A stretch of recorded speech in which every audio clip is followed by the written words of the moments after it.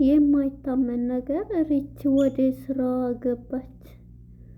ተለውጫለሁ ብላ ከማረሚያ ቤት የወጣችው ሪች አሁን ላይ እንደ ድሮው ወደ ቡና ቤት ገብታለች። በዚህም የተነሳ ኤርሚያስ በጣም ተቆጣት። ካሁን በኋላ ወደዛው ወደ ጸባይሽ መቼም የማትቀየሪ ስለሆንሽ አሁን ላይ ልጄን መስጠት አለብሽ ሲላት ጠየቃት። እሷን በለቅሶ ታጅባ በፍጹም ልጄን ልሰጥህም ሆነ ምንም ላደርግልህ አልችልም፣ አልፈልግም፣ አልሰጥህም ስትለው ነበረ። እሱም ግን ይሄ ጸባይሽ መቼ ነው የሚለቅሽ ቢላትም የምትሰጠን ክፍያ ለቤትም ለእንትንም አልበቃ ሲለኝ ገላዬንም ልቸረችር ሄድኩ ብላ ተናገረች። ኤርሚን በጣም ተጮኸ። እኔ የምትፈልጊውን እየሞከርኩ ነው፣ የምታደርጊውን ሰጥሽና ስራ ጀምረሽ ስሪ ሲላት ነበረ። እሷም ግን ያንተ ፍቅር እላዬ ላይ ነው ያለው፣ እንዴትስ ነው እንትን የምለው እያለች ለኤርሚያስ ተናገረች። የዶክተር ፋኑኤልን እናት አገተቻት ሮማ እንግዲህ በጣም ክፉና አስመሳያ የሆነችው ውሸቷን በካንሰር በሽታ ተይዣለሁ እያለች ቤቱን የምታምሰው ሮማን አሁን ላይ ደግሞ የዶክተሩን እናት በማገት ወደ ጨለማ ቤት ወስዳታለች። በዚህም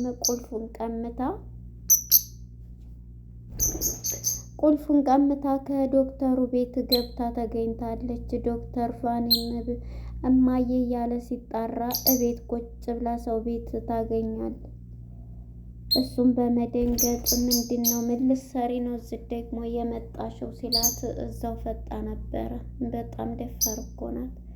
በመጨረሻ እንግዲህ ያለችበት ሁኔታ በጣም የሮማ ነገር በጣም ነው።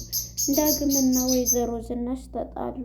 ወይዘሮ ዝኑ አሁን ላይ ስለ ዳግም ማሰብ እኔ አባት ገዳይ ነው፣ ስለዚህ አሁን ደግሞ እኔን እዚህ ውስጥ ላግዝህ አልፈልግም፣ እንዴት ነው እኔን አትጨምረኝ ስትለው ነበር። የእናንተን እርዳታ እፈልጋለሁኝ እማዬ ምንድን ነው የምትይው ሲላት እኔ ይሄንን አትበለኝ፣ እኔን እዚህ ቦታ አትጨምረኝ፣ ወንጀለኛ እያለች ያለኝ ይበቃኛል እያለችው ነበረ። ዳግምም የእናንተን እገዛት ይሄንን ስትለው በቃ ተይው፣ ድሮ ምንስ የልጅሽ አባት አይደለ እንዴ ጠፋው፣ ስለዚህ በሱ ላይ ያለውን ነገር አብረሽ ልትጋፈጭ ቢላትም እንደዛ አትበለኝ ስትለው እሱም ድንግጥ አለች ማለት ነው። እሱም ደንግጦ ትቷቸው ሄደ። ጩና በማረሚያ ቤት ትገኛለች።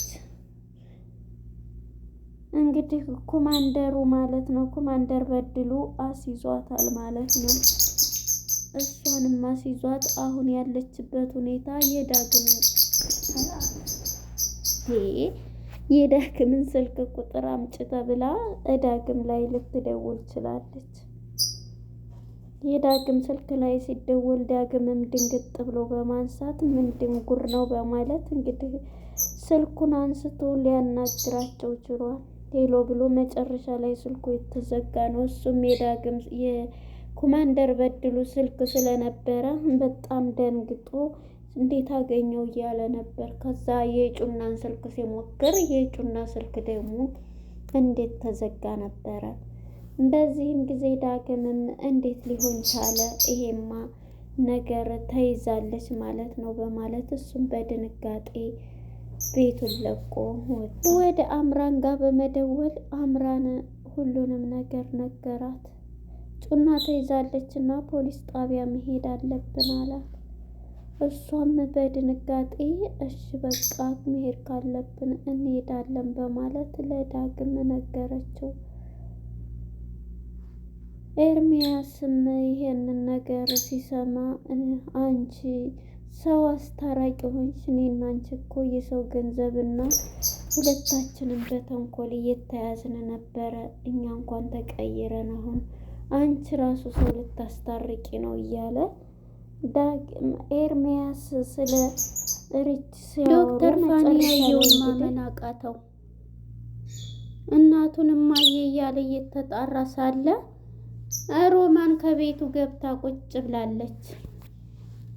የዶክተር ፋኒን እናት አሳገተቻት ሮማን። በጣም ያሳዝናል። አሁን ላይ ትልቅ ችግር እየመጣ ነው።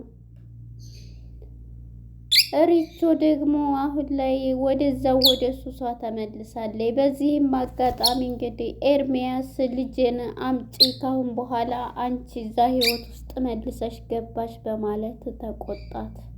እሷም በጣም ተናደደች። ሰላም ጤና ይስጥልን ውድና የተከበራችሁ የቻናሌ ቤተሰቦች እንኳን ወደ ቻናል በሰላም መጣችሁ።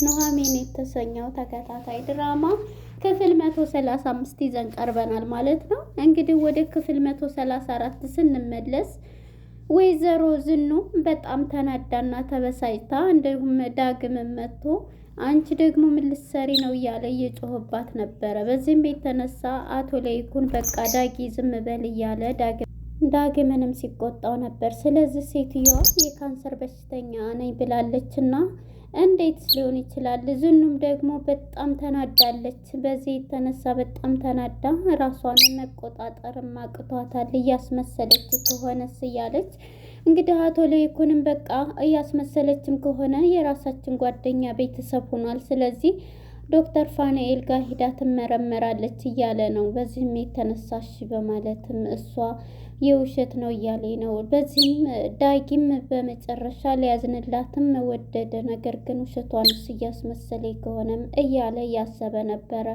እናም በዚህ የተነሳ አሁን ላይ ያለበት ሁኔታ ማለት ነው በጣም ያለችበት ሁኔታ ይሄንን ስትሰማ ወደ ዶክተር ፋኑኤል ቤት ነው ሄደችው።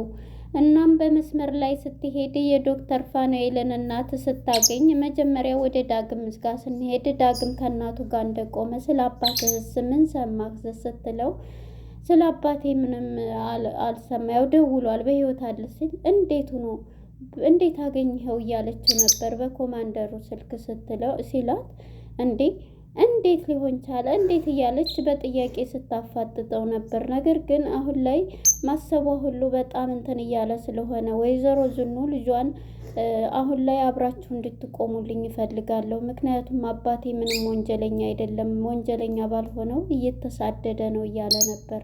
እኔን እዚህ ውስጥ አታስገባኝ ስትለው አስከፋቸው እንደማለት የለበትም፣ ምንም ቢሆን የልጅሽ አባት እኮ ነው ቢላት ነበረ። እና ገዳይ ሆኖ ብላ እንግዲህ የገደለው እሱ ነው ብላ ነው እያመነች ያለችው ዝኑ ማለት ነው። ነገር ግን ዳግምም የኔ አባት ገዳይ አይደለም፣ እንደውም ተይው በቃ ራሴው እስከ መጨረሻው እታገላለሁ ብሎ በጣም ይከፋዋል ዳግም ማለት ነው። በመጨረሻ እንደዚህ እየተባባሉ ስልኩ ከድንገት ይደወልና ሲጠራ ስልኩ ሲያነሳው የኮማንደሩ ስልክ ብሎ ይዘዋል። በዚህ የተነሳ እንዴት እንደደወለ ብሎ ዳግምን በጣም ይናደዳል ማለት ነው። በመጨረሻ እንግዲህ ዳጊ ይሄንን እንትን ባለ ጊዜ ምንድን ነው ያደረገው? ዳግም ወደ ጩና በቃ ጩና ተይዛለች ብሎ ሲናደድ ጩና ደግሞ ማናት ስላት እሷም ትነግረዋለች። በቃ ጩና ማለት እሷን ያግቷታል ማለት ነው ብሎ እንግዲህ ዳግምም ቀጥታ ይሄዳል። ሄዶም ወደ አምራን ጋር ደውሎላት ነበር። አምራንና ሪቹ ተገናኝተዋል። ሪችና አምራን ባንድ ሆነው እንግዲህ እየመከረቻት አምራንና ኤርሚያስ አሁን ላይ ተቀይረው ሰው እየመከሩ ሰው እንትን እያሉ ነው ያሉት።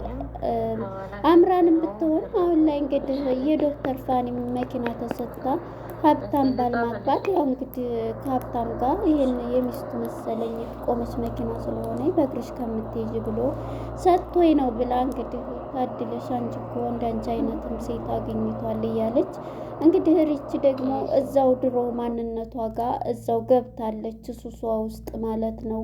መተዳደሪያ ማልበቃት የምታጨስበት ሲል ወደ ራሷን ወደ ሌላ ማስተዳደር ወንድ ጋር ምናምን ነገር እንደ በፊቱ እዛ ስራ ገብታለችና ይሄንን የሰማው እንግዲህ ኤርሚያስ ማለት ነው ወደ እሷ ሄዶ ነበረ ሲቆጣት የነበረው። እናም እሷም እንግዲህ ስለምታፈቅረው ኤርሚያስ ደግሞ አሁን ላይ ከኤም ጋራ ደስ የሚል ጊዜ እያሳለፈ ነው። ያው ልጁም ስላለች ግዴታ ነውና ልጁንም እንትን እያለ ይገኛል። እና እሷንም ካሁን በኋላ ልጄን ሲላት ልጅ የምትለው ብላ በጣም ትቆጣለች። ለምንድን ነው እዛው ስራ ተመክረሽም እዛው የምትገቢ ብሎ እሱም እንግዲህ ሂዶ እንደዛ ቢላትም እሷ ልትሰማ አልቻለችም። በቃ እያለች አሁን እንግዲህ እኔ የራሴ ህይወት ጀምሬያለሁ አይደል፣ ደግሞም እየሞከርኩ ነው፣ ሁሉንም ነገር እያረኩልሽ ነው፣ አንተ የምትሰጠን ብር እኮ ሊበቃን አልቻለም እያለችው ነበር። አንቺ ከሱሱሽ እንትን በይ እያላት ነበርና በዚህ የተነሳ በመጨረሻ እንግዲህ ምንድን ነው ያደረገው ኤርሚያስ ይሄን ብሏት ለአምራን ነበር የነገራት።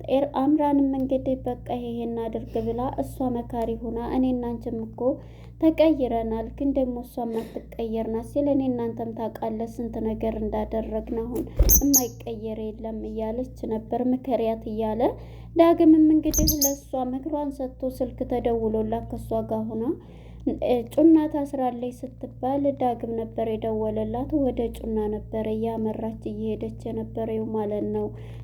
ጩናም ታስራለች ብላ ማለት ነው ለርችስ ነግራት ነበረ።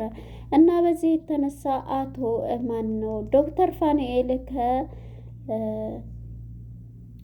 ናሆም ጋር ተገናኝቶ ሁሉን ነገር ሲያወራው ነበር። ናሆም ስለ ራሱ ጉዳይ ነው፣ ነገር ግን ናሆም ስለተፈራ ስለ ድርጅቱ እዛ የሚሰሩበት ነው። ይቺ ሴት እንግዲህ የአቶ ለይኩን እህት ሮማ ማለት ነው። እሷ ደግሞ ታሄዳለች፣ ምክንያቱም እሱ ስለዛ መስሎን ነበረና ወደ ወይዘሮ ዝኑ ጋ ነው ከሱ ጋር አውርቶ ጨርሶ ሄደው እንዴት አወቀው እያለ እሱ ተፈራ እንደዛ አይነት ሰው ነው እንደዚህ ብሎ አስረድቶታል ለናሆም ማለት ነው። እሱም እንግዲህ ወደ ወይዘሮ ዝኑ ጋር ሄዶ ዝኑንም ሲያማክራት ዝኑ ስታማክረው በቃ እንደዚህ ነውና የካንሰር በሽታ ነኝ ብላ በጣም ግራ አልተዋጠልኝም። እሷ በጣም ክፉና ጨካኝ ናት። ስለዚህ አሁን ይቅርታ እያለች እያስመሰለች መሰለችኝ በፎርጅድ አስጽፋ ቢሆንስ እያለኝ ነበርና እሱ ልክ ነሽ፣ ምኑም እኮ አይለይም፣ ፎርጅድም ሊሆን ይችላል። አሁን ላይ ሁሉም ነገር ይህን ቴክኖሎጂ እንትን ነው እያለ ነው እና ይሄ እኮ በጣም ቀላል ነው። ስለዚህ እኔ ጋር መታት እንትላለች ሲል ነበርና